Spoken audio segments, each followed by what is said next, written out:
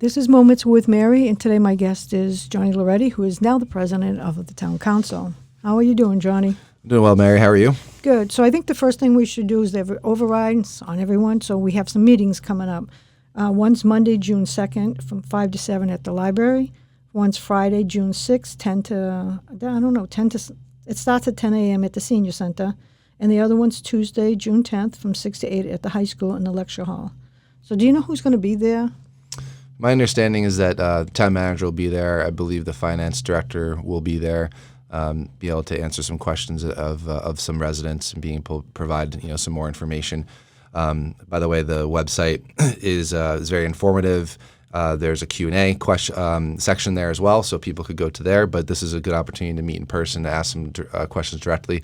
I do understand that Superintendent Powers and then Rachel King, who is chair of the school committee, will also be at some, if not all, of these meetings as well to talk to residents. Well, I think it's good because they're going to do a presentation, then they'll do question and answers, and some people wondered if they weren't. So I think that will get it all out there. Yeah, I think at this point, the key is to just educate people as to what they're going to be coming out and voting for. Yeah. So it's good because I've heard a lot of questions, so that way they can hear it right from them. Yeah, exactly. So this, it's this Saturday. There's going to be a farmer's market here from 2 to 5. I hear there's a huge response. Yeah, we're 4,000 people on Facebook right now that are interested, which is a huge event, and I'm personally really excited for it. I am too, because I think it's a great opportunity that businesses can have a table, show their wealth, and get everyone to know what they are. So it's just not food anymore. It's everything, crafts, the stores. Yeah, and it's a great opportunity to feature small businesses here and people who have little side hustles as well, with their crafts and whatnot. So I think it's a good opportunity. Where I grew up in New York, we had some of these things in like the nicer towns had these. And I was like, Bridgewater's a nice town. We should have something like that. Yeah. And it's good to see that here. So I'm looking forward to it. I went to once when I lived in a different town, and actually even some of the bigger restaurants would come and have their appetizers and stuff to entice people to get to their restaurant. And I thought that was pretty neat. That's a great idea. Yeah. If we don't have that this Saturday, we should have it for the next one. I know that there's a few this summer, right? I think it's every Saturday. I'm not sure. We'll have to ask Al. Get Alan here. Yeah. We'll have him set on that. So do you want to go over? You have two sponsors from the HERO Act. Yeah. So we are trying to get these two pieces of legislation passed through, 22I and 22J. They're similar. They are part of the HERO Act. One is a CPI-adjusted property tax exemption for veterans. So this basically will increase their property exemption based upon the consumer price index, which I think is something that is just kind of a no-brainer. Inflation has been rising over the last few years, and it always does, right? But particularly, we've all been feeling over the last couple of years, and our veterans should receive benefits that are in correspondence with what we're feeling there in the consumer price index. So that's like a cost of living. Yeah, cost of living, okay. Basically. As things get more expensive, you should get a similar exemption, in my opinion, because especially if property taxes continue to go up, and again, cost of living continues to go up, then that would only be appropriate. So that was introduced back in April, and it kind of got slowed down in the legislative process. So we're bringing it back. I understand that Rules and Procedures discussed it last night. Yes, we did. And we're looking forward to discussing at the council level. Budget and Finance didn't get an opportunity to weigh in on this, so we are going to have them, I believe, weigh in as well. And then we'll bring it back to the council. It unfortunately doesn't look like we'll be able to get it through for this budget season, but we're going to do everything that we can to get this implemented for our veterans. I heard that the Finance Committee's meeting, our one, is meeting on Tuesday at 5. So maybe we can get that through. I don't know. Well, we'd have to refer it at the previous meeting to get it to them. Yeah, this 2 week. Yeah, we live our lives every 2 weeks. I feel like as counselors, and somebody that I run my own business, and I kind of dictate the tempo. And here I'm like, I gotta live 2 weeks at a time and getting things done here. But there's a reason for that, right? We need due process. We need to make sure that we get everybody's input and we do it the right way. There's a lot of homework to be done. A lot of homework to be done. Even like these two. I mean, you really got to understand what you're talking about. You got to be able to explain it. Yeah. and really see if it's beneficial or not. Yeah, definitely. And 22J is a very interesting one. So this is one for veterans with disabilities. If they are between 10 and 90% disabled, right now they're getting an exemption for $400.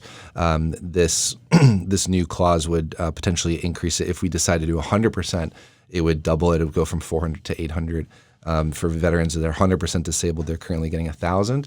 If you go with a 100% increase, obviously that's $2,000.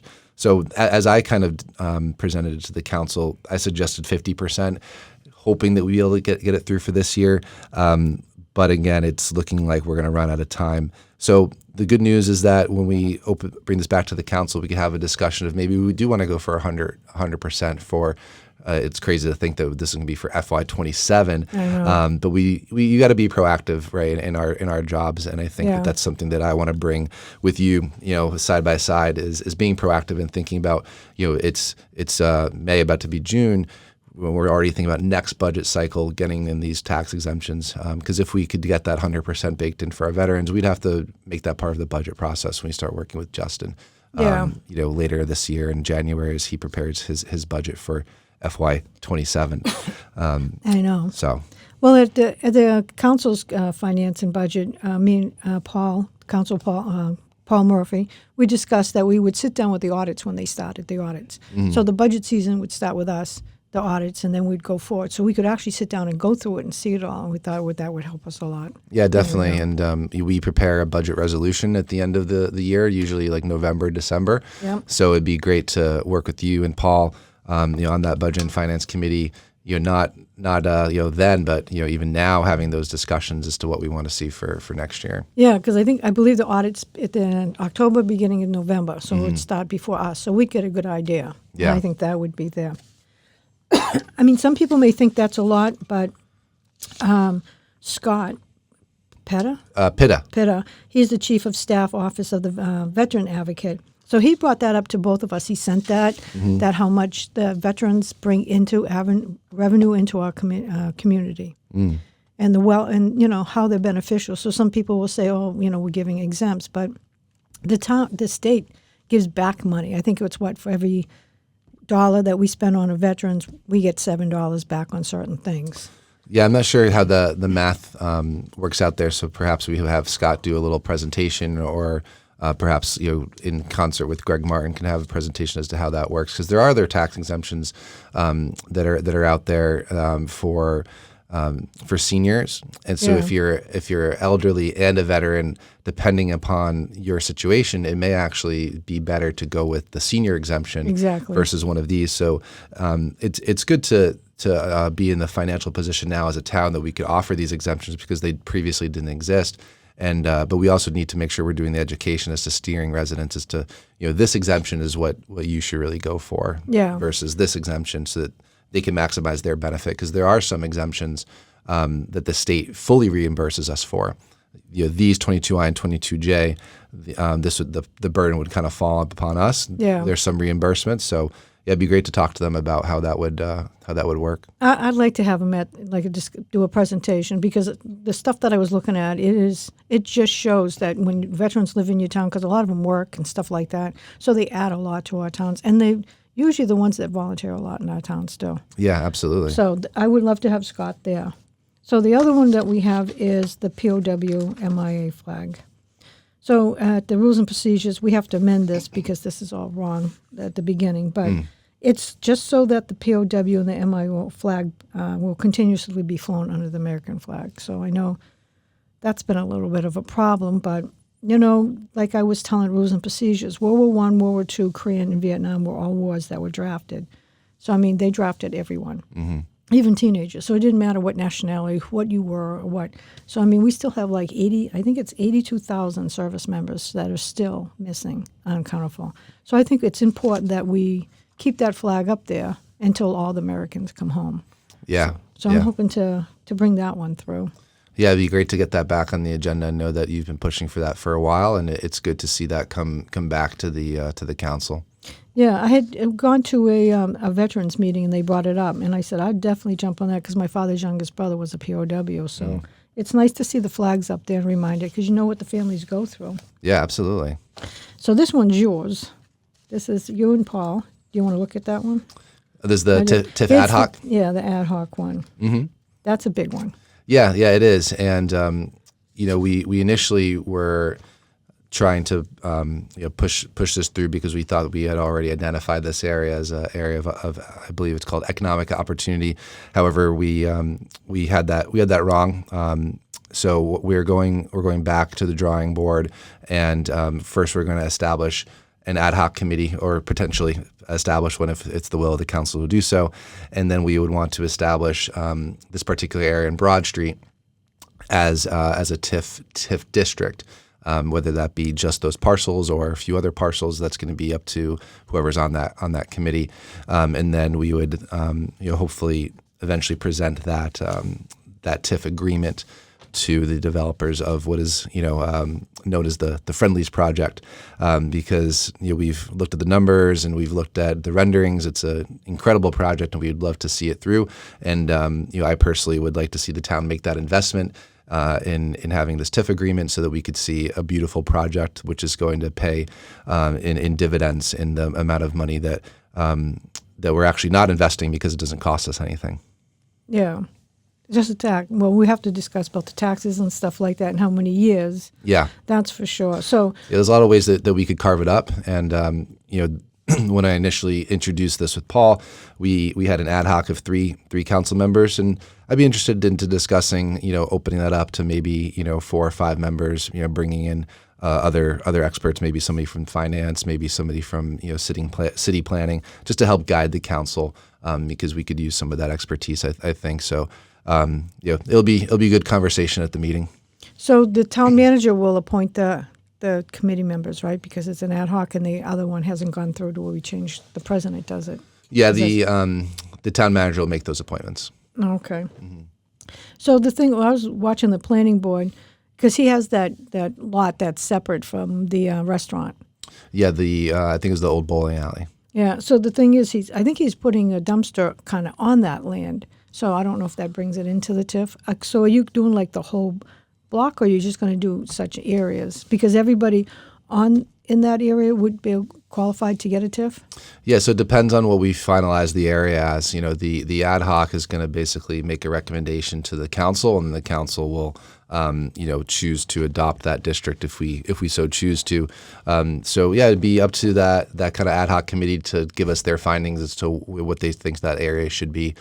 Should it just be the parcels that are currently being developed, or should it also include the bowling alley? I'd have to revisit the project to see where my opinion lies, but it may make sense to have it all kind of included there, because it is the same owner, and they do plan on developing that bowling alley and the next phase of that development. But we'll have to see what makes sense financially for the town. So who are you looking towards to get the information from? For when you say the council agrees to the ad hoc, and there's a group of you.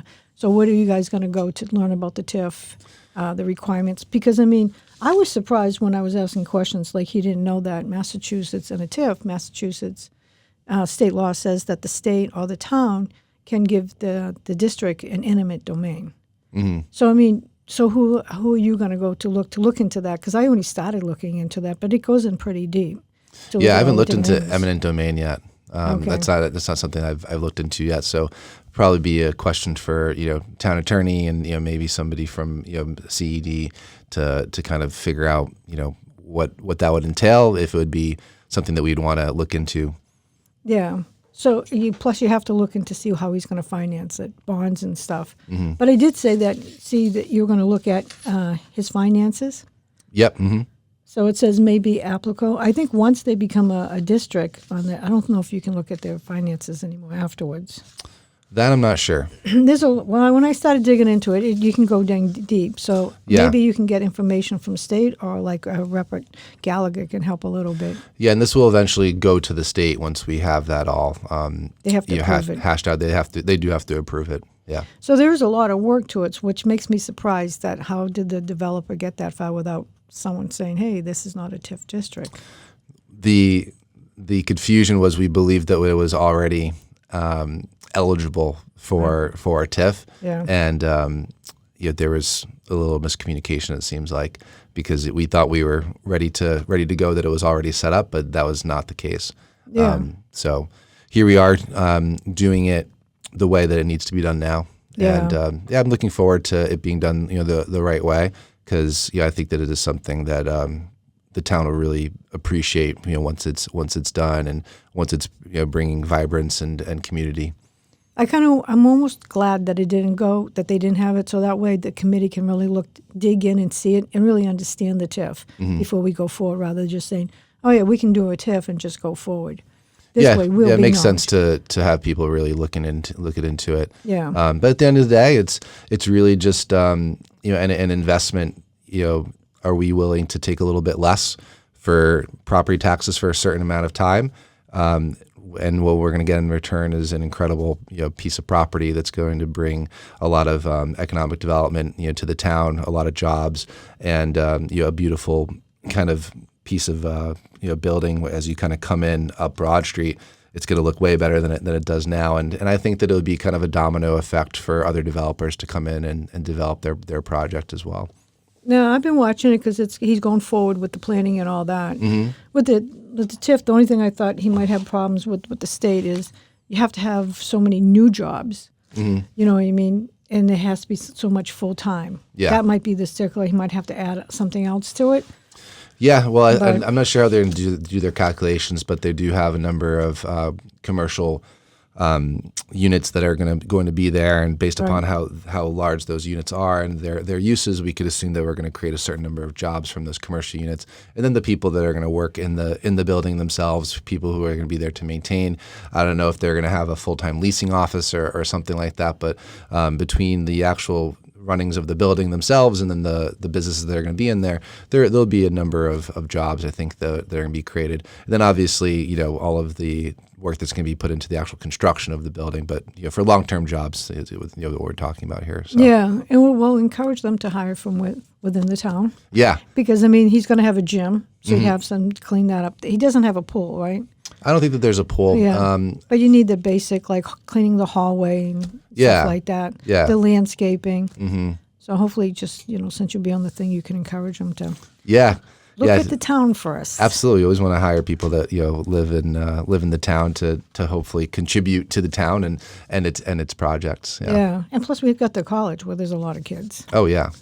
So our last thing we're going to look at is the budget. Mm-hmm. So that's coming up because we didn't get a chance to look at the budget. Yes.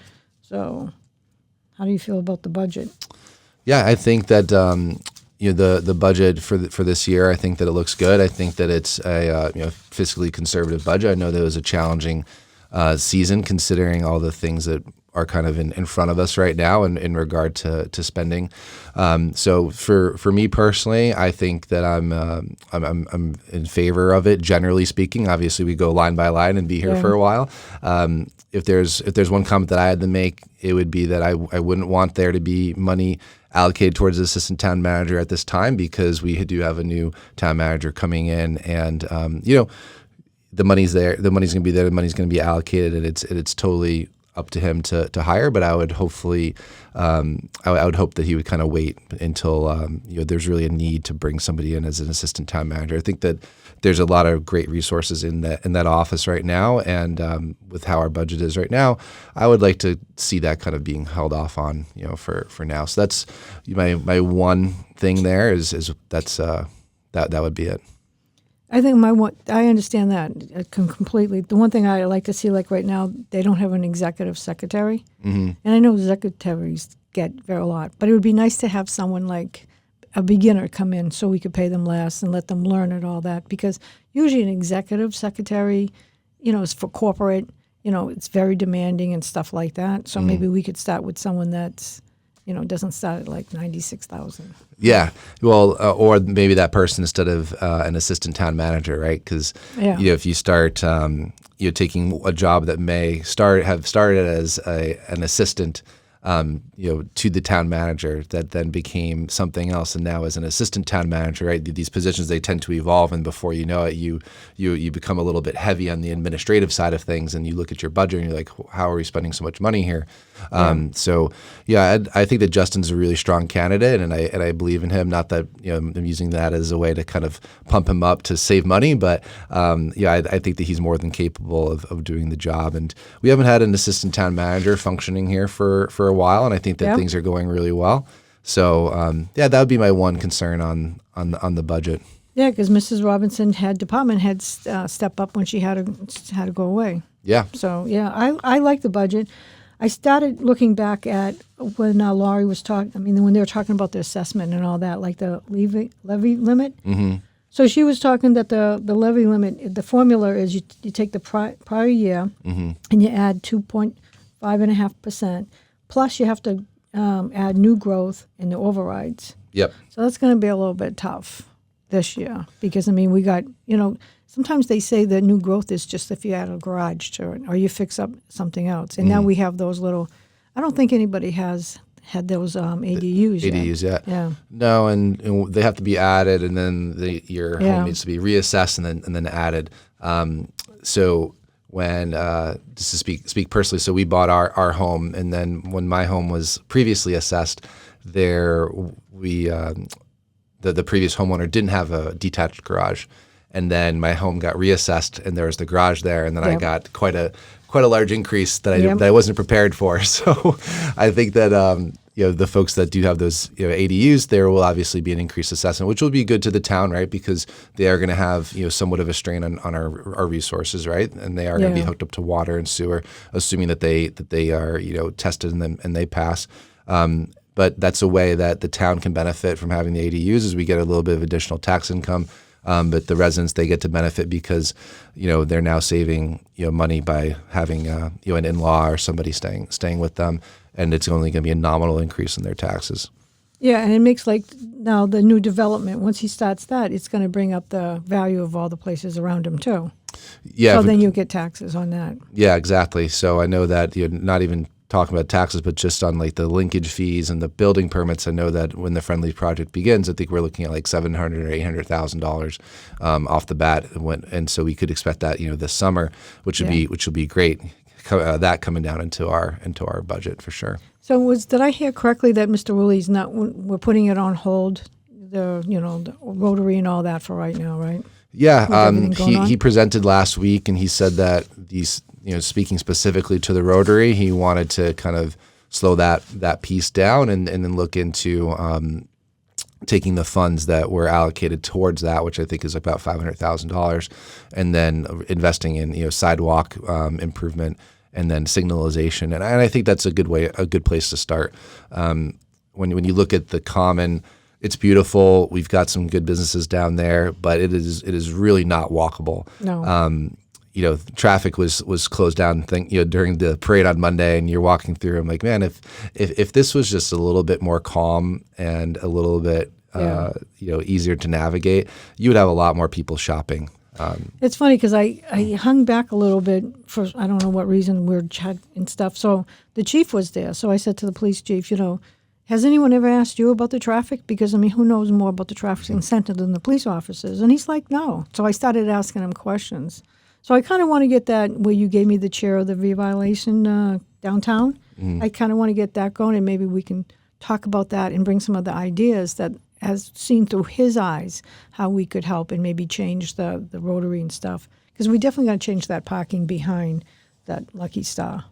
Yeah, no one really knows that it's there. It's not the Nobody easiest wants to go to there. access it.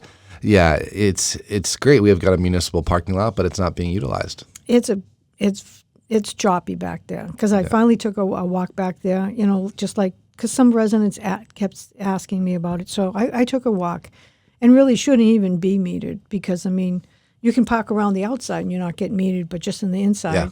And it's kind of dangerous. So if we fixed that up and made it free, I think we'd get more. Yeah, it should be the other way around. You should be paying for your premium spots, right? Yeah. You should be paying to park on the Common itself, because we're talking about doing a two-way and then parallel parking. which I think is a good idea because, you try to get out of those slanted spots and it's really hard. And whether you're driving and you're parked and you're trying to back out, it's a nightmare. And if you're trying to cross the street, it's tough. So I think that's going to be a good improvement. But anyway, going back to the parking thing, is you should be paying to park there, and it should be free in the lot because, it's preferable to park in front of the store. So you should pay a dollar or two to park there. Well, there's a lot. I've been paying attention because there's a lot of park talk because of the 43R, the building behind. Oh yeah. So. Because I was standing there looking at the signs, and all the signs say there's like only 1 hour parking. So really, a resident couldn't park there. Mm-hmm. And I know there's been a fighting about the BSU students parking there. So it's just, we have to look at it. And then when the fire station goes, that would be a good parking. Yeah, I would love to see the fire station revitalized into an attractive-looking parking solution. Yeah. Hopefully with like a brick facade that kind of fits the downtown aesthetic, with the elevated parking behind it. I think that would be a great use of that. So I hear we have a lot of stuff. We just did a little part. We have a long meeting, right, on Tuesday? Yeah, we have a number of appointments. There's some things that are coming back from rules and procedures back on the agenda, and we've got a few things that were last week that are coming back on. But we'll try to run an efficient meeting. We'll try to get through it as efficiently as we can, while obviously respecting the process and giving people their say. But just keeping focused on the items at hand and getting through a really good meeting. Are you going to talk about the letter that you sent us all and how you're looking for the mission? I think that's a good idea to share with the residents. This is how you're going to run this committee. Mm-hmm. This is how focused. You should talk a little bit about that before we get off. I thought I think that's a great idea. Yeah, thank you. Appreciate that. Maybe I'll share that to my Facebook page, and I could give a little snippet at it, counselor, or rather presidential announcements, just the things that we want to accomplish as a council. They're my thoughts, but it seems that a lot of you guys are aligned with what I was interested in putting forward. So, I'd love to share that. Yeah, that's a good idea. I think everyone would appreciate that. Yeah. All right, we'll have to do it again when we have other stuff, but with override, we're just kind of keeping it just, letting everyone know what's going on without anything too deep. But they definitely should go to those 3 meetings. Mm-hmm. And I think there's like 15 questions with answers it's on the town page or the Facebook page. Is it Facebook? It's on the town page. Town page. Yeah, the town website. It's on the home page. It's on multiple pages. If you're on there, you should be able to access it. I know that it was difficult to access with a mobile device, so I don't know if that's been changed yet, but I've been looking at it on my computer. And the information sessions are great. And, we're not here to sway public opinion. We want people to make an informed choice. It's not about what I think or what you think. It's about what the residents think. And, this is part of the democratic process. And our job is to give them, just the data and the facts and the information, have them decide. But if they do want to speak to us directly, I know that I'm available and you're available via email. They could reach out to us, if they prefer, and on Facebook or something like that. But our emails is probably the most appropriate place to reach us, or if they want to even sit down and have a meeting and discuss it, then we could certainly do that too. Because it's an important decision. An override is not just a one-year thing. It's not just a singular project. It's going to be a permanent increase in people's taxes. Yeah. This is going to be $8 million added to the levy this year, and then it's 2.5% next year, and then 2.5% compounding year and year and year and year. And plus new growth. Exactly. So, it's growing. Yeah. But I like how they pick 3 different places, different towns, and all places accessible. So I'm going to try to go to all of them just so I can be a little bit, knowledgeable as I can on it. Yeah. I feel like I understand a lot of it, but yeah, it's something that I've dug into a lot. I definitely understand it. So yeah, but you want to, people come up with questions that you didn't even think about. You know what I mean? Mm-hmm. Because they picked up like when the audit was talking, they were like, "Oh, we have 13 million but they don't realize that's for the pensions. This is for this. So and then you have to have so much in case of emergency, like if we had a hurricane. Mm-hmm. So you can't just give it to them and then it's like, okay, no, how are we going to pay this out, this out? Yeah, and I was actually speaking with Blythe today about that, and we're going to have Lori share some information with us about best practices for having reserves, because you can't just run with zero reserves. You have a lot of obligations as a town that you need to fulfill, and you do have to have some money in reserves. This isn't like yours and my checking account where we've got a savings and we're just sitting on $13 million and we're like, oh, like when we want to use it, we'll use it. It's there. It's not that we're withholding money. But what people also need to understand is that the schools are a separate entity, and they do have a separate legislative body in the school committee board, right? And just because the town has $13 million in reserves doesn't mean that that's going to be going to the schools, or if it's even appropriate to do that, right? So we need to understand that best practices financially for the town is what we have to do. And we have obligations that we have to pay. Yeah, and that's what the money's for. Exactly. Yeah. So that was a big piece of information that I think we need to kind of explain a little bit more. That's the thing. I mean, we kind of knew it because we've gone over the budget and they've talked a lot about it. But when someone brought it up, I was like, okay, let me double check before I give that answer. And I had asked Mrs. Robinson, and that's what she said, yeah. So, I mean, that's why I think it's good even to go, because sometimes a resident I'll know something because we hear it a lot, but a resident will bring it up. So that way I like to just make double check sometimes that they hear something that maybe I didn't. So I'm looking forward to the meetings. Yeah, and I've spoken to a lot of residents who are very informed, and I learn a lot from them too. Yeah, yeah. So how's being a father? Oh, it's wonderful. I mean, it's the greatest thing in the world. Yeah. As soon as she was born, I was ecstatic, and it's been great. It's been wonderful. It's having I took last week off. I took this week off to be at home with Lauren, my wife, and little Lucy, and it's been a blast. That's good. I think it's important for you to spend a little time with them right before you go to work. Right? Yeah, you can get in your schedule. Yeah, definitely get our schedules figured out. Support Lauren. Help at home. And you bond with your daughter. Yeah, and bond with her, and feeding her as much as I can. Getting the bottle heated up and feeding her. So yeah, it's been a blast. I'll go to work next week, and I'm sure I'll be hoping I was home with them. Yeah, that's going to be tough to go. Yeah. Yeah. All right. Well, thanks, Johnny. I appreciate it, and I guess we'll do it again, but we'll do it maybe after the override.